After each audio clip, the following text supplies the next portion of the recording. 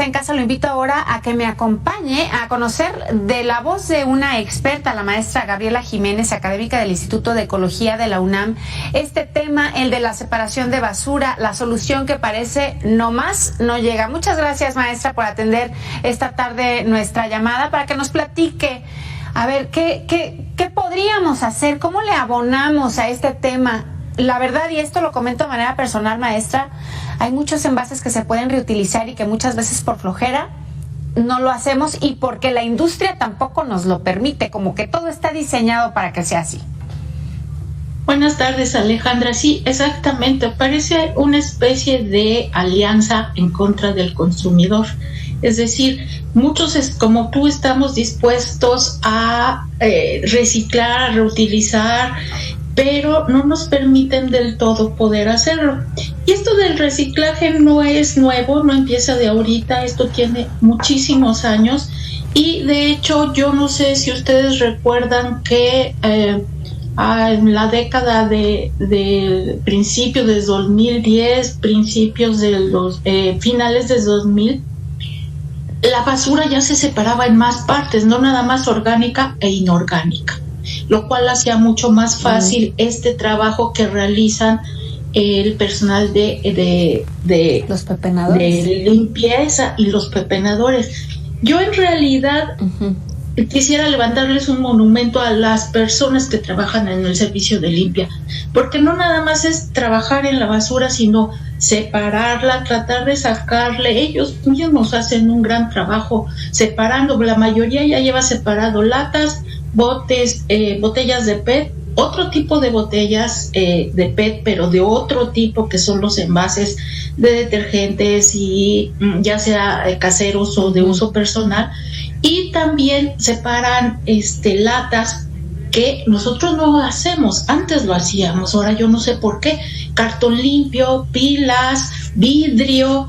Entonces ahorita estamos peleando para separar nada más en orgánico e inorgánico, y es increíble que aún así nos esté costando trabajo. Sin embargo, insisto, el personal de limpieza de todas las delegaciones en todos los estados trata de hacerlo. Hacen una gran chamba. Y hacen una gran labor.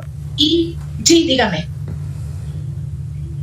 Oiga, maestra, pero es que yo creo que, digo, sí, estoy de acuerdo con usted, la chamba que ellos hacen, el trabajo que tienen a su cargo, la verdad es que no nada más es difícil, sino que además no cualquiera lo hace, pero no sé si usted estaría de acuerdo conmigo. Sí, yo recuerdo que antes separábamos latas, tetrapacks, vidrios, etcétera, y ahora, como bien lo señala, orgánico e inorgánico. Creo que esto ha sucedido así porque la misma historia nos ha ido nos ha hecho voltear a ver que luego, pues, los residuos al final, pues es una sensación que tengo yo, por favor dígame si estoy equivocada, al final como que hacen que la separan, pero a la mera hora la vierten en el mismo lugar y entonces nuestro trabajo ¿de qué sirvió? Creo que por eso la cultura se ha ido perdiendo. Mucho de lo que dices tienes razón, pero podemos llegar al meollo de este asunto. En realidad es cuestión de educación, porque si nosotros en casa empezamos a separar y a hacer bien este tipo de separación de basuras y decirle al señor, ya sea al del carretón o al del camión de basura, aquí va esto, pero ellos sí lo hacen, lo están haciendo porque ya lo llevan separado, no es cosa de que me platicaron.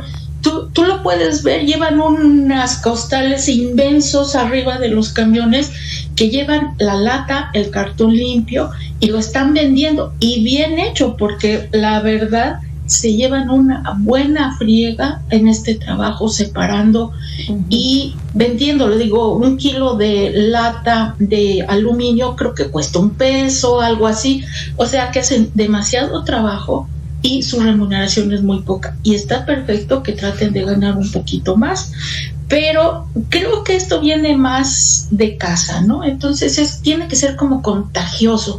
Si tú lo haces, yo lo hago, tú contagias y le dices a tu familia, a tus amigas, vamos a hacer esto, y yo hago lo mío por mi lado. Esto se tiene que empezar a hacer. Y sí, no es nada fácil, pero esta cultura de separar en más partes, no nada más orgánica e inorgánica, sí se ha mantenido en muchas instituciones. Depende de la institución y depende de que la iniciativa de los dirigentes de esas instituciones, de esas compañías, como tú quieras llamarlas, ¿no? Por ejemplo, nosotros en el Instituto de Ecología tenemos un depósito para pilas alcalinas que cuando se llena se van y se entregan a quien se hace cargo de ellas. Tenemos otro depósito para unicel, que se hace lo mismo. Tenemos depósitos para papel limpio, que sale tanto en las oficinas, aún con grapas, y se reciclan correctamente. De hecho, la UNAM tiene una planta recicladora de papel y dependiendo si hace uno el arreglo con ellos, uno lleva ahí el papel y ellos nos regresan paquetes de papel ya listos para trabajar en ellas y que es reciclado. Es como el pago, te doy y me regresas, ¿no? Pero esto es en una comunidad pequeña, entre comillas, que es la UNAM. Y estoy hablando del campus CEU. Sí. Esto es distinto en los distintos campi que hay en el resto de la ciudad y en el resto del país de la UNAM, inclusive del mundo.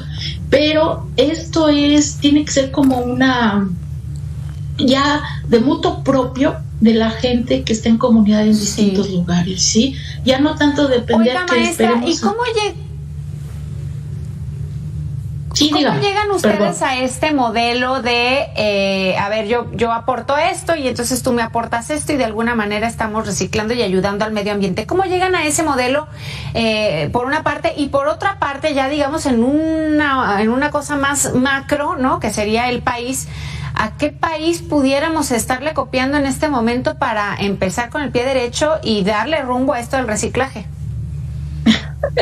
Eso es algo un poquito complejo de responder. Es que yo no sé a qué país podríamos copiarle.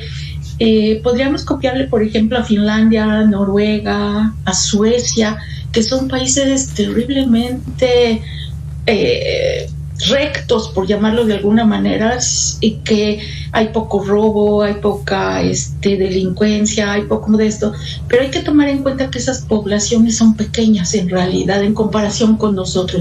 México es la ciudad más poblada del mundo, me parece, o estamos en el segundo lugar, y no podemos compararlo porque la densidad poblacional en estos países es muy pequeña, es más fácil la organización, y nosotros pues entre que somos medio alborotados, entre que nos gusta hacerlo a nuestra manera, es más difícil la organización, ¿no?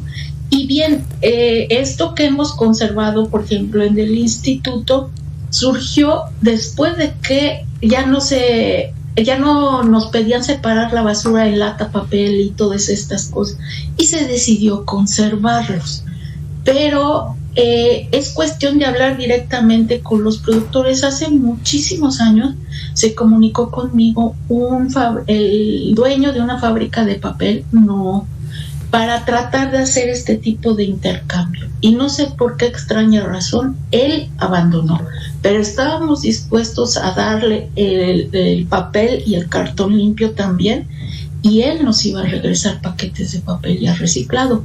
No sé qué sucedió, hablo con las autoridades del instituto, pero no se llegó a un acuerdo. Entonces, uno de los problemas muy grandes a los que tenemos que enfrentar es a la burocracia. Uno tiene la mejor disposición del mundo, pero nos dice, pero tiene que traer cómo lo va a hacer, y tiene que presentar un proyecto, y tiene que... Entonces llega el momento que dice, oiga, pues lo hago por mi cuenta, en chiquito, ¿no? No me voy a poder enfrentar a una burocracia tan grande en el sentido institucional, ¿no? Entonces, tal vez es más fácil para mí como persona, como familia, como comunidad, en mi colonia, en mi manzana, tratar de hacerlo. Así puede que funcione más fácil. Y ponerse en contacto con estas personas que se dedican a reciclar estos materiales. No hablamos nada más de papel y cartón limpio, sino del PET, del aluminio, del Tetra Pak, del vidrio, que a final de cuentas el vidrio viene siendo limpio siempre. Con una enjuagada, una lavada, el vidrio siempre está limpio. Y esto se puede hacer mucho más fácil a este nivel. Oiga, maestra, pero lo que es cierto, y esto se observa, sobre todo, por ejemplo, en algunos centros, es decir, en las primeras cuadras de algunos municipios, por ejemplo, Guadalajara, hay unas cosas que se llaman puntos limpios y parecen unos buzones de esos como de antaño, donde uno puede depositar papel, vidrio y cartón. No recuerdo bien si hay una cuarta cesta, una cuarta papelera o bote, pero la realidad, maestra, es que luego ahí yo he visto hasta muebles. Ahí no dice que se reciclan muebles y nosotros no entendemos. Lo que quiero decir con esto es que, como ya lo decía hace ratito, es una cosa como desde casa, pero de sentido común y de educación cívica general, ¿no? Usted le dio precisamente en el clavo, Alejandra. Esto es cuestión de educación cívica y de educación de casa, es decir, de la educación que nos dan nuestros padres. Y ahí empieza todo. Y sí cuando yo veo esas cosas de que aquí nada más se tira, por ejemplo, papel y encuentro de todo, yo francamente ya no sé si reír o llorar, porque da coraje. Digo, si está muy claro el letrero, ¿por qué no hacerlo, no? Y este tipo de buzones, como usted le está llamando, existen en otras ciudades, por ejemplo en Mérida, así lo utilizan también y son bien puntuales. Ahí sí, solamente orgánica e inorgánica, pero sí la recogen y sí la depositan tal cual es. Ahora le voy a decir un caso muy extremo que a mí hasta me da miedo. Por ejemplo, en casi todas las colonias de las alcaldías de Ciudad de México, los camiones de basura y los señores basureros pasan todos los días. Y es una bendición, porque sí, he ido a sacar la basura hoy, pero no importa, mañana la saco. Al menos en 2 municipios en Chiapas, la basura pasa una vez a la semana por colonia. Entonces la gente tiene que hacer algo. Entonces, ya no es culpa de los habitantes. Digo, por Dios, si la basura va a pasar una vez a la semana, pues me tengo que organizar. Depende de también, que si nada más es basura casera, pues me organizo y es más fácil. Pero si es un negocio de comida, si es una papelería, si es una trapalería, cualquier otro tipo de negocio me van a decir, oiga, sí, pero yo necesito tirar mucha basura también. Entonces, yo también necesito, como ciudadano, el apoyo del servicio de limpia. Tampoco me lo dejen todo a mí. Pues, porque entonces, y eso se ve en esos municipios en Chiapas, en los cruces de las calles, en el centro, empiezan a crecer los montones de basura. Y dice uno, pues es que la gente ya no tiene para dónde. Entonces, es como una reeducación casera, por supuesto, personal, pero también en el otro sentido al involucrar a la gente responsable de esto, ¿no? Entonces, si yo me fuera a vivir a esos municipios, pues déjenme pensarlo 3 veces por la basura. Sí, maestra, yo pienso que aquí, pues, darle al clavo va a ser bien difícil.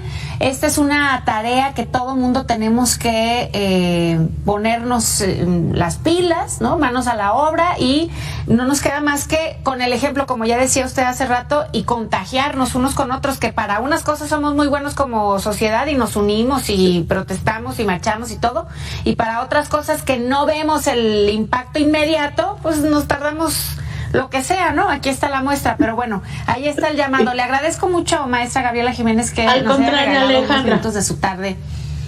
Al contrario, muchas gracias, buenas tardes. Ojalá que con mejores noticias. Gracias, igualmente. Y a usted que está en casa lo invito, hacemos una pausa, ya regresamos.